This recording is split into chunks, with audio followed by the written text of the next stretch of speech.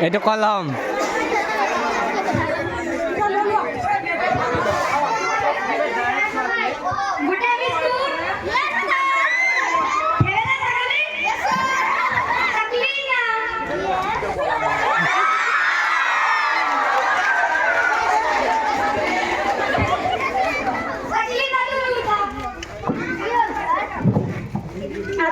বুঝিব পাৰে নো প্ৰব্লেম কুকুৰৰ নেজাল কিয় বাৰু বেকাৰ তাক যিমানে চিধা কৰিব খোজো চিধা নহয়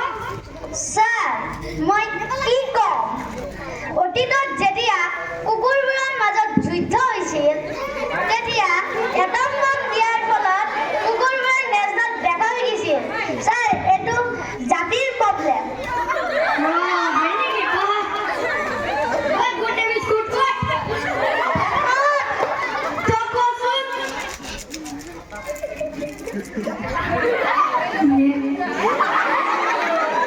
কোৱা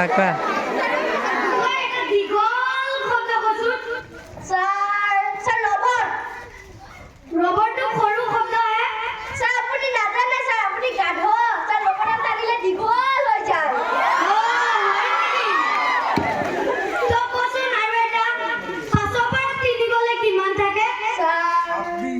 নাজানো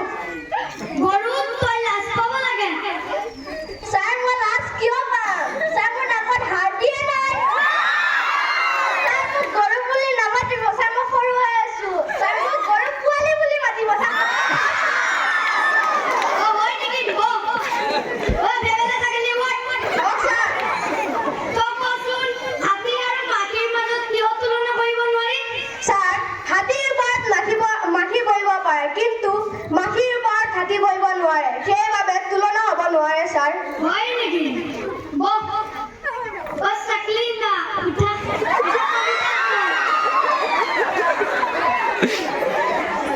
শুৱনি আমাৰ গাঁওখনত শুৱনি ল'ৰাৰে ভৰা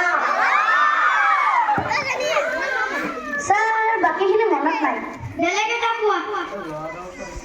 তেজপুৰত তেজপাত অসমত চাহপাত আজিকালি ল'ৰা বোলে ছোৱালী চোৱাত এক্সপাৰ্ট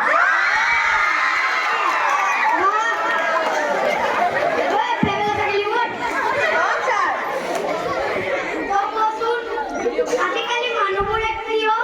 লেট্ৰিনো থাকে আপুনি এটা ফুল লেট্ৰিনো থাকে ছাৰ মই লেট্ৰিনো নাগো বাৰী পিছফালে আগো আজিকালি মানুহে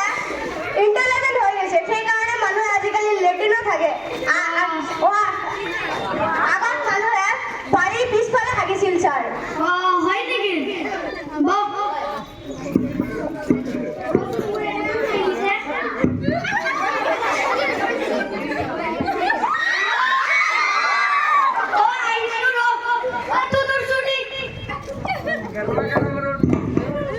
যে ছোৱালীজনী খোজ কাঢ়া আকৌ